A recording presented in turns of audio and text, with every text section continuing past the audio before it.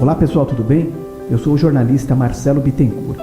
Em anos de jornalismo, eu contei inúmeras histórias. Chorei o sofrimento de muitos. Sorri, lutei, me indignei, amadureci. Mas aprendi com o tempo que nada é por acaso e tudo tem um porquê. Busquei respostas no kardecismo, que me ajudou muito. Agora, gostaria de compartilhar algumas leituras com vocês. Sejam bem-vindos e aproveitem esse momento feito com muito carinho para vocês. O título é A Arte de Imitar.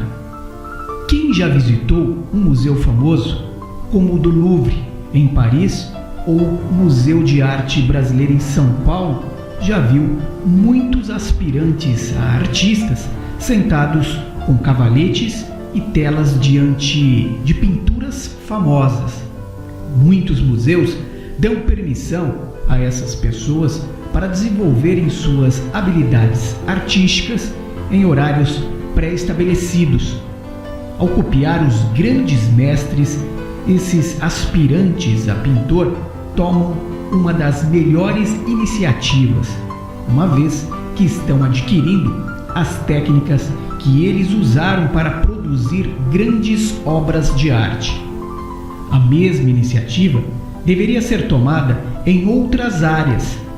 Todos conhecemos pessoas ou histórias de pessoas que são muito boas no que fazem ou no que fizeram, pois uma excelente iniciativa é tentar compartilhar e aprender como fazem ou fizeram seu trabalho e daí para frente, no mínimo, imitá-las de maneira razoável. Como sugestão, apresento-lhe alguns mestres que ajudaram a colorir o mundo e que podem lhe servir de inspiração. Gandhi, Irmã Dulce, Madre Teresa de Calcutá e um em especial, Jesus Cristo. Mas se você ainda não se convenceu de que é bom imitar quem tem excelente desempenho, observe o que dizem os esportistas ou cantores famosos sobre como foi o início de suas carreiras. Eles sempre contam em quem se inspiraram e procuraram imitar no início da carreira. Que assim seja. Mais uma mensagem recebida do plano espiritual. Lucrará fazendo assim. Reconforte o desesperado. Você não escapará às tentações do desânimo nos círculos de luta. Levante o caído. Você ignora onde seus pés tropeçarão. Estenda a mão ao que necessita de apoio. Chegará seu dia de receber cooperação. Ampare o doente. Sua alma não está usando um corpo invulnerável. Esforça-se por entender o companheiro menos esclarecido. Nem sempre você dispõe de recursos para compreender como é indispensável. Acolha o infortunado. Nem sempre o céu está inteiramente azul para seus olhos. Tolere o ignorante e ajude-o. Lembre-se de que há espíritos sublimes que nos suportam e socorrem com heróica bondade. Console o triste. Você não pode relacionar as surpresas da própria sorte. Auxilie o ofensor com os seus bons pensamentos. Ele nos ensina quão agressivos e desagradáveis somos ao ferir alguém. Seja benévolo para com os dependentes. Não se esqueça de que o próprio Cristo foi compelido a obedecer. Agenda Cristã, André Luiz, que assim seja. Texto: O Mal e o Bem. Minutos de Luz. Pastorino. O mal vulgarmente considerado não existe. é simples miragem frente às nossas imperfeições ou deficiências. O bem é a realidade perene, princípio e fim, reflexo do próprio Deus. O bem é manifestação do amor, essência do próprio ser. Na medida em que a pessoa se desliga das forças negativas, abrindo a visão para as luzes do bem, enche o peito de otimismo, firmando um passo na senda da vitória. Tudo nasce do pensamento. Pense mais nas coisas boas, trabalhando por materializá-las a cada dia. Os verdadeiros amigos do Cristo são aqueles que trabalham pelo bem de todos. CEPEG, Sociedade Espírita Pequeninos de Jesus. Do livro Para o Dia Nascer Feliz, de José Carlos de Luca. O texto Dia de Recomeçar. Estou feliz por estar em companhia, torcendo por você.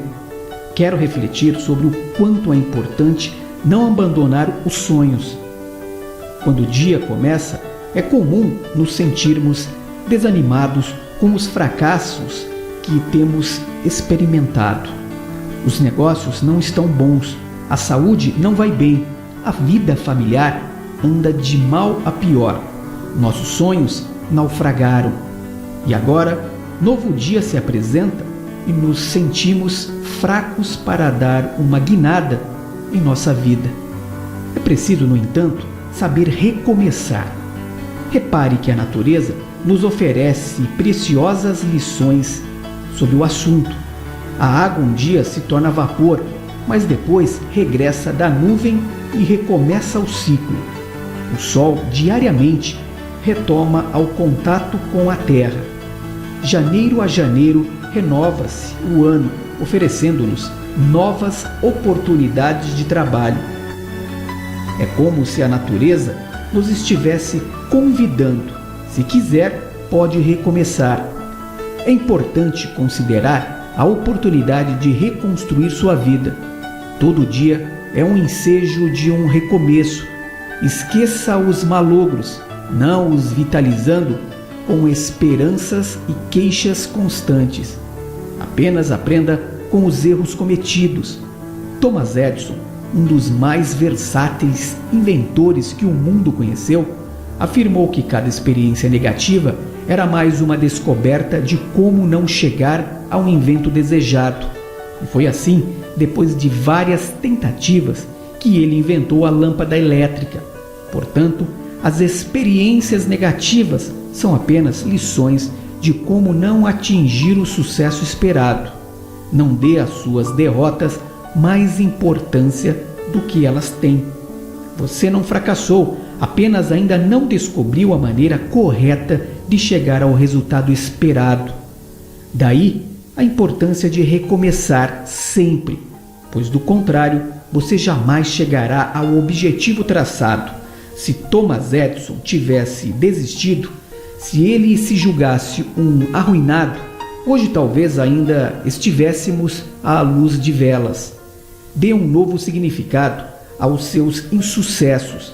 Aprenda com os erros cometidos, mude de tática, refaça planos, estratégias e recomece o dia convicto de que é merecedor de novas oportunidades. O dia está à sua espera para que alcance os sonhos que tanto deseja.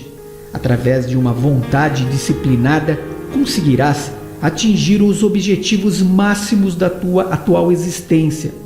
Não desistas, se de início fracassares. Eu sei que você é capaz. Há um gigante dentro de você aguardando ser acordado. Espero que essa leitura seja como uma varinha mágica capaz de despertar toda a sua potencialidade de vencer adversidades. Você é um vencedor. Lembre-se de outros momentos difíceis, porque passou e conseguiu superá-los com muita gana e determinação. Então, agora é a hora de você despertar outra vez. Vou deixá-lo com os versos de uma linda canção de Milton Nascimento. Mas é preciso ter força, é preciso ter garra, é preciso ter gana sempre. Quem traz no corpo essa marca possui a estranha mania de ter fé na vida. Que assim seja. Mensagem de Emmanuel. Texto: Mortos amados. Na Terra, quando perdemos a companhia de seres amados ante a visitação da morte, sentimos-nos como se nos arrancassem o coração para que se faça alvejado fora do peito. Ansia de rever sorrisos que se extinguiram, fome de escutar palavras que emudeceram.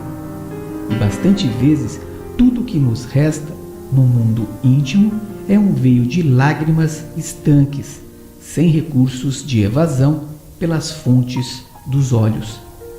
Compreendemos sim, neste outro lado da vida, o suplício dos que vagueiam entre as paredes do lar ou se imobilizam no espaço exíguo de um túmulo, indagando por quê. Se varas semelhantes sombras de saudade e distância, se o vazio te atormenta o espírito, asserena-te e ora, como saibas e como possas, desejando a paz e a segurança dos entes inesquecíveis que te antecederam na vida maior. Lembra a criatura querida que não mais te compartilha as experiências do plano físico, não por pessoa que desapareceu para sempre, e sim a afeição de criatura invisível, mas não de todo ausente.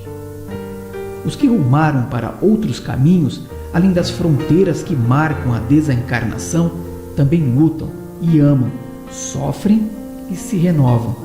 Enfeita-lhes a memória com as melhores lembranças que consigas enfileirar e busca tranquilizá-los com o apoio de tua conformidade e de teu amor. Se te deixas vencer pela angústia ao recordar-lhes a imagem, sempre que se vejam em sintonia mental contigo, ei-los que suportam angústia maior, de vez que passam a carregar as aflições sobretaxadas com as tuas. Compadece-te dos entes amados que te precederam na romagem da grande renovação. Chora quando não possas evitar o pranto que se derrama da alma. Entanto, converte, quando possível, as próprias lágrimas em bênçãos de trabalho e preces de esperança, porquanto eles todos te ouvem no coração na vida superior, sequiosos de se reunirem contigo para o reencontro do trabalho, do próprio aperfeiçoamento, à procura do amor sem adeus. Que assim seja. Tarefas significativas: visitar o doente no hospital, costurar para os desnudos, oferecer um prato de sopa ao faminto, estender a xícara de leite a quem deva tomar um remédio, cooperar na limpeza de uma instituição assistencial, sorrir para o desesperançado, dar presença incentivando os companheiros a perseverarem, não demonstrar abatimento, retribuir a gentileza de um amigo, escrever um bilhete de apoio a quem esteja em prova, falar edificando, não tecer comentários desairosos, cuidar do jardim. Eis algumas tarefas mais significativas para quem realmente deseja ser útil. CEPEG, Sociedade Espírita Pequeninos de Jesus. Do livro Sinal Verde, de Francisco Cândido Xavier, pelo espírito André Luiz. O texto Entre Cônjuges. Prossiga amando e respeitando os pais depois da formação da própria casa, compreendendo, porém, que isso traz novas responsabilidades para o exercício das quais é imperioso cultivar independência, mas, a pretexto de liberdade, não relegar os pais ao abandono. Não deprecie os ideais e preocupações do outro. Selecione as relações. Respeite as amizades do companheiro ou da companheira. É preciso reconhecer a diversidade dos gostos e vocações daquele ou daquela que se toma para compartilharmos a vida. Antes de observar os possíveis erros ou defeitos do outro, vale mais procurar-lhes as qualidades e dotes superiores para estimulá-los ao desenvolvimento justo. Jamais desprezar a importância das relações sexuais com respeito à fidelidade nos compromissos assumidos. Não sacrifique a paz do lar com discussões e conflitos, a pretexto de honorificar essa ou aquela causa da humanidade, porque a dignidade de qualquer causa da humanidade começa no reduto doméstico. Não deixe de estudar e aprimorar-se constantemente sob a desculpa de haver deixado a condição de solteiro ou de solteira. Sempre necessário compreender que a comunhão afetiva no lar deve recomeçar todos os dias, a fim de consolidar-se em clima de harmonia e segurança. Que assim seja. Texto de Hilário Silva, Violência. Não se queixe da vida, trabalhe e conserve bondade e paciência para com todos. Um homem irritado visitava intenso pomar, descarregando o próprio azedume nas árvores, sacudindo-as intempestivamente. Muitos troncos amigos aceitaram a injúria com serenidade. Uma jaqueira, porém, ao ser rudemente agitada, sem querer, deixou cair um de seus frutos sobre a cabeça do agressor, causando-lhe o hematoma que lhe precedeu a morte. Do livro Para o Dia Nascer Feliz, de José Carlos de Luca. Texto Dia da Juventude. Vamos ter mais um dia de paz em nossa vida. Quero contar a vocês uma história que circulou na internet, cujo autor é desconhecido. Trata-se da história de Dona Cacilda, uma senhora excepcional que tem muito a nos ensinar. Dona Cacilda tem 92 anos, miúda e tão elegante que todos os dias, às 8 da manhã, já está toda vestida, bem penteada e maquiada, apesar da pouca visão. Ela teve de se mudar para uma casa de repouso, pois o marido, com quem conviveu durante 70 anos, havia morrido fazia pouco tempo. Depois de esperar pacientemente por 2 horas na sala de visitas do asilo, ela ainda deu um lindo sorriso quando a atendente veio dizer que seu quarto estava pronto. Enquanto ela manobrava o andador em direção ao novo aposento, a atendente deu uma descrição do minúsculo quarto em que Dona Cacilda ficaria falando sobre as cortinas floridas que enfeitavam a janela. Ah, eu adoro essas cortinas. Ela interrompeu a atendente com o entusiasmo de uma garotinha que acabou de ganhar um filhote de cachorrinho. Dona Cacilda, a senhora ainda nem viu seu quarto. Espera mais um pouco, interpelou a atendente. Isso não tem nada a ver, respondeu. Felicidade é algo que você decide por princípio. Se eu vou gostar ou não do meu quarto, não depende de como a mobília está arrumada, mas sim de como eu preparo minha expectativa. E eu já decidi que vou adorar. É uma decisão que tomo todos os dias quando acordo. Sabe, eu tenho 2 escolhas: Posso passar o dia inteiro na cama contando as dificuldades que tenho em certas partes do corpo que não funcionam bem, ou posso levantar da cama agradecendo pelas outras partes que ainda me obedecem. Cada dia é um presente e enquanto meus olhos abrirem, vou focalizar não apenas o novo dia, mas também as lembranças alegres que eu guardei para esta época da vida. A velhice é como uma conta bancária. Você só retira daquilo que você guardou. Então, meu conselho para você é depositar um monte de alegrias e felicidades na sua conta de lembranças. E aliás, obrigada por este seu depósito no meu banco de lembranças. Como você vê, eu ainda continuo depositando. E qual seria uma receita para se manter jovem? Perguntou a moça. Bem, eu poderia sugerir o seguinte: frequente de preferência seus amigos alegres.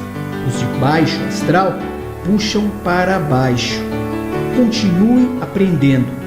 Aprenda mais sobre computador, artesanato, jardinagem, qualquer coisa.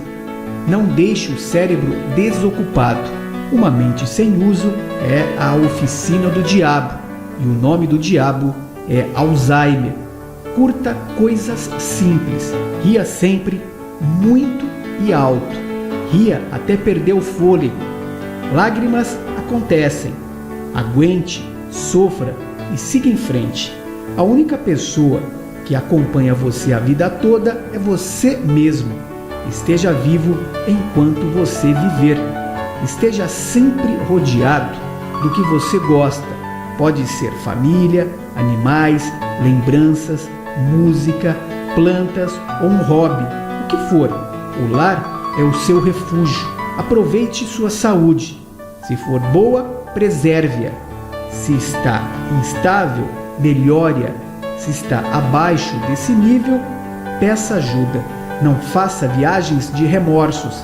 Viaje para o shopping, para a cidade vizinha, para um país estrangeiro, mas não faça viagens ao passado.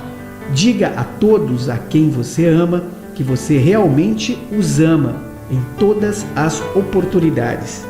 E lembre-se sempre de que a vida não é medida pelo número de vezes que você respirou, mas pelos momentos em que você perdeu o fôlego de tanto rir de surpresa, de êxtase, de felicidade. Eu adoro a vida, identifico-me com o que é belo e saudável.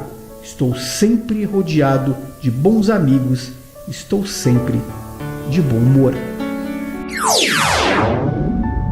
Uma história real com separação e uma reflexão para todos. Um certo dia, o marido chegou para a esposa e disse: "Eu estou querendo me separar, pois decidi ficar com outra mulher que estou apaixonado." A esposa, claro, muito assustada e compassiva, começou a chorar com aquela inesperada decisão. O homem fizera apenas um pedido: para ver a filha todo final de semana, pois a amava muito e não queria perder esse afeto tão precioso para ambos. A mulher, claro, muito comovida com a nova situação, permitiu-lhe o acesso à sua casa toda vez que desejasse, pois sabia da falta que o pai faria à criança, tão pequena, meiga e carinhosa, que era para com o seu papai querido. O pai foi explicar para sua filhinha que iria trabalhar fora e a veria apenas aos finais de semana. Ela chorou e disse que iria sentir muita falta e estaria sempre à sua espera, pois o amava muito. Então ele disse a ela: "Filhinha querida, que tanto amo em minha vida, quando alguém lhe magoar profundamente e você não conseguir perdoar, apenas desculpe." O relacionamento com a amante ia se desintegrando. Não estando satisfeito com a nova vida, pediu para a ex-esposa para poder voltar e ela o aceitou de volta. Então a amante, sentindo traída e com muito rancor, foi até a escolinha da criança, filha do casal, que se reconciliara, e disse que o pai dela pediu que a mesma a buscasse para levá-la para casa. E como todos a conheciam, pois sempre estava na companhia do pai, e até mesmo a criança chamava de tia, foi fácil a liberação da escola. Então, o pior aconteceu. Essa mulher, sem nenhuma piedade, assassinou brutalmente a criança. Foi então presa, condenada, e a cólera do pai, que perdeu a filha, foi além dos limites. Ele pegou uma faca, escondeu em sua roupa e foi até onde a tal estava presa. Mas por piedade de Deus, ele foi descoberto e o mal maior foi evitado. Então o casal, sofrendo com aquela perda dolorosa, resolveu procurar ajuda espiritual, pois até naquele momento nada os consolava. Foram até Chico Xavier e, quando chegaram naquele ambiente fraterno, já sentiram um grande conforto interior e, quando menos esperavam, receberam um conforto maior, uma mensagem da filhinha que desencarnou tão drasticamente. Ela, através de uma carta consoladora, trazia paz para a mãe, uma mulher que soubera perdoar o marido errante e não julgar a Deus pela perda repentina. Então, o pai, muito ansioso pelo consolo da filhinha, não aguentava mais de tanta emoção. Chegou a hora de ouvir a mensagem que ela trazia ao pai, que, arrependido de tal mal que proporcionara a quem mais amava. Paizinho querido, quando alguém magoar profundamente e você não conseguir perdoar, apenas desculpe. Então, a partir daquele momento em diante, este homem se reestruturou, buscou perdoar-se e bebeu da fonte viva que é o perdão e amor de Cristo para com seu próximo. Fundaram então uma entidade acolhedora aos mais necessitados e, com a caridade e paz interior, puderam renovar as atitudes e ter uma vida sem ressentimentos e mágoas. Pois quem trabalha para Jesus, o fardo, por mais pesado que seja, sempre tem um irmão, um amigo para ajudar. Que assim seja. Do livro Para o Dia Nascer Feliz, de José Carlos de Luca. Texto: Dia de Desapego. Gosto muito de uma canção de Lulu Santos chamada Como uma Onda, que você talvez conheça. A música começa com a seguinte estrofe: nada do que foi será de novo do jeito que já foi um dia. Tudo passa, tudo sempre passará. A vida vem em ondas como o mar, num indo e vindo infinito. Tudo que se vê não é igual ao que a gente viu há um segundo. Tudo muda o tempo todo no mundo. O compositor mostra a impermanência da vida, ou seja, as constantes transformações a que tudo e todos estão sujeitos. Tudo passa, tudo sempre passará. A vida vem em ondas, ou seja, hoje estamos de um jeito, amanhã de outro. Hoje temos saúde, amanhã enfermidade. Hoje moramos numa cidade, amanhã estamos em outro país. Hoje temos o convívio de uma pessoa querida, amanhã ela nos deixou. Hoje temos prestígio social, amanhã estaremos no anonimato. Hoje temos posses, amanhã as finanças estarão em crise. Tudo muda, a vida vem em ondas, horas de mar calmo, períodos de mar agitado. Todavia, nem sempre nos preparamos para as inevitáveis mudanças. Temos um sentimento de apego muito forte.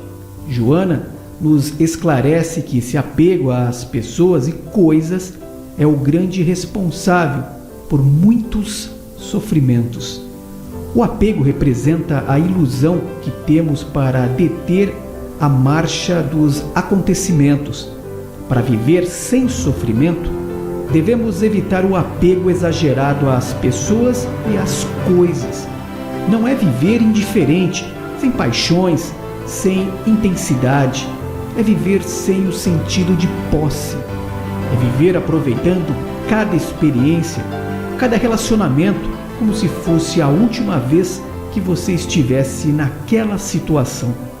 Se soubesse que hoje seria o último dia de sua vida, como você se comportaria? Ligaria para quem? Declararia seu amor a alguém? Pediria perdão? Perdoaria? Visitaria algum amigo? Abraçaria seu filho, sua esposa, seu marido?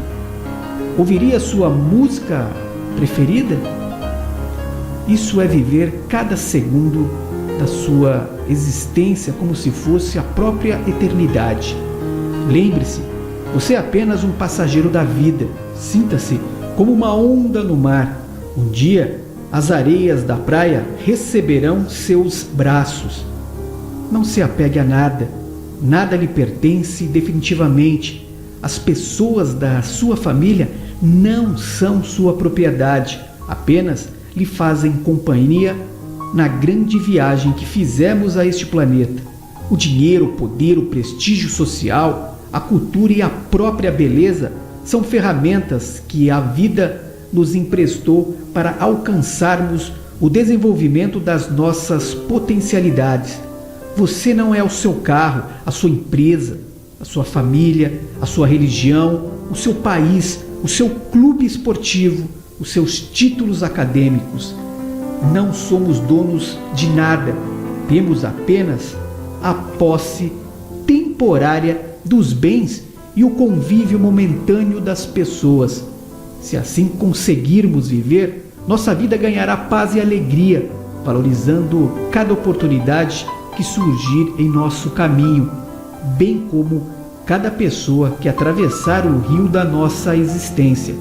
Somos viajantes do universo, passageiros com a missão de aproveitar as estações da vida, vivendo-as em plenitude, para um dia retornarmos ao país de origem e dizermos da nossa viagem: esta sim, valeu a pena. Que assim seja. Trama de um pai. Ricardinho não aguentou o cheiro bom do pão e falou: pai, tô com fome. O pai Agenor, sem ter um tostão no bolso, caminhando desde muito cedo em busca de um trabalho, olha com os olhos marejados para o filho e pede mais um pouco de paciência. Mas pai, desde ontem não comemos nada. Eu tô com muita fome, pai. Envergonhado, triste e humilhado, em seu coração de pai, Agenor pede para o filho aguardar na calçada enquanto entra na padaria à sua frente. Ao entrar, dirige-se a um homem no balcão. Meu senhor, estou com o meu filho de apenas 6 anos de idade na porta, com muita fome. Não tenho nenhum tostão, pois saí cedo para buscar um emprego e nada encontrei. Eu lhe peço que, em nome de Jesus, me forneça um pão para que eu possa matar a fome desse menino. Em troca, posso varrer o chão de seu estabelecimento, lavar os pratos e copos ou outro serviço que o senhor precisar. Amaro, o dono da padaria, estranha aquele homem de semblante calmo e sofrido pedir comida em troca de trabalho e pede para que ele chame o filho. Agenor pega o filho pela mão e apresenta-o a Amaro, que imediatamente pede que os dois sentem-se junto ao balcão, onde manda servir 2 pratos de comida do famoso PF, o prato feito: arroz, feijão, bife e ovo. Para Ricardinho era um sonho comer após tantas horas na rua. Para Agenor, uma dor a mais, já que comer aquela comida maravilhosa fazia-o lembrar-se da esposa e mais 2 filhos que ficaram em casa apenas com um punhado de fubá. Grossas lágrimas desciam dos seus olhos, já na primeira garfada. A satisfação de ver seu filho devorar aquele prato simples como se fosse um manjar dos deuses e lembrar de sua pequena família em casa foi demais para seu coração, tão cansado de mais de 2 anos de desemprego, humilhações e necessidades. Amaro se aproxima de Agenor e, percebendo a sua emoção, brinca para relaxar. Ô Maria, sua comida deve estar muito ruim. O meu amigo está até chorando de tristeza desse bife. Será que é sola de sapato? Imediatamente, Agenor sorri e diz que nunca comeu comida tão apetitosa e que agradecia a Deus por ter esse prazer.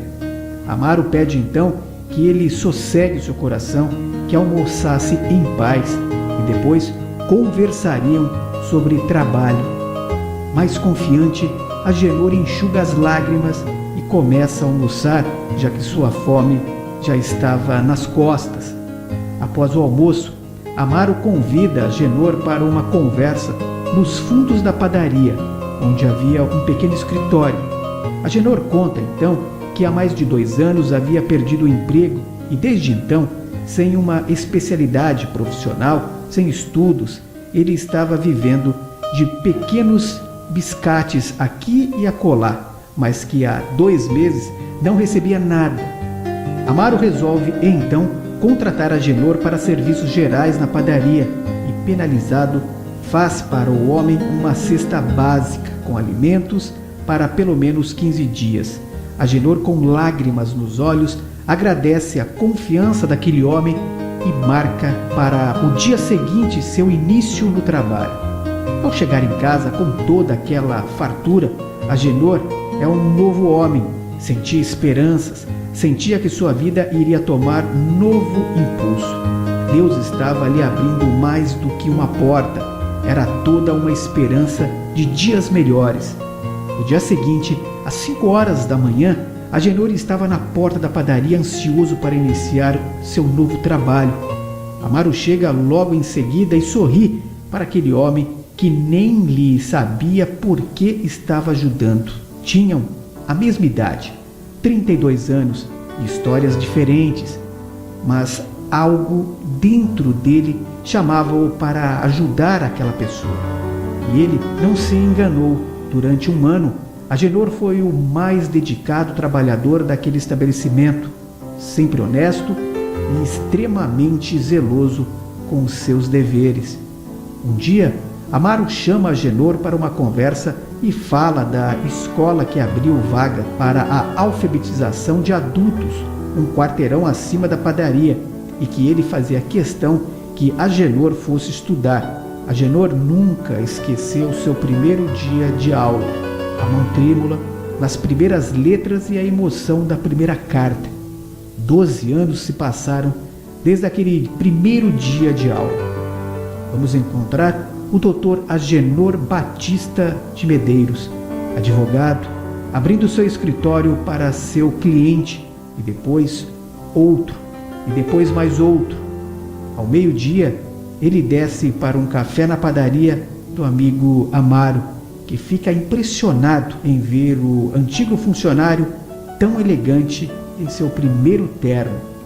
Mas 10 anos se passaram e agora o Dr. Agenor Batista, já com uma clientela que mistura os mais necessitados que não podem pagar e os mais abastados que o pagam muito bem, resolve criar uma instituição que oferece aos desvalidos da sorte que andam pelas ruas, pessoas desempregadas e carentes de todos os tipos, um prato de comida diariamente na hora do almoço. Mais de 200 refeições são servidas diariamente naquele lugar que é administrado pelo seu filho, o agora nutricionista Ricardo Batista. Tudo mudou, tudo passou, mas a amizade daqueles 2 homens, Amaro e Agenor, impressionava a todos que conheciam um pouco da história de cada um. Contam que aos 82 anos, os dois faleceram no mesmo dia, quase que na mesma hora. Morreram placidamente com um sorriso de dever cumprido. Ricardinho, o filho, mandou gravar na frente da casa do caminho que seu pai fundou com tanto carinho. Um dia eu tive fome e você me alimentou. Um dia eu estava sem esperanças e você me deu um caminho. Um dia acordei sozinho e você me deu Deus. E isso não tem preço. Que Deus habite em seu coração e alimente sua alma, e que te sobre o pão da misericórdia para estender a quem precisa. Que Deus abençoe poderosamente, lhe concedendo o dom da caridade e da fé. Quem tem ouvidos para ouvir, ouça. Mateus, capítulo 13, versículo 9. Pessoal, espero que todas essas palavras possam servir para cada dia da vida de vocês e que as reflexões sejam diárias. Forte abraço, muito obrigado e até a próxima. Que assim seja.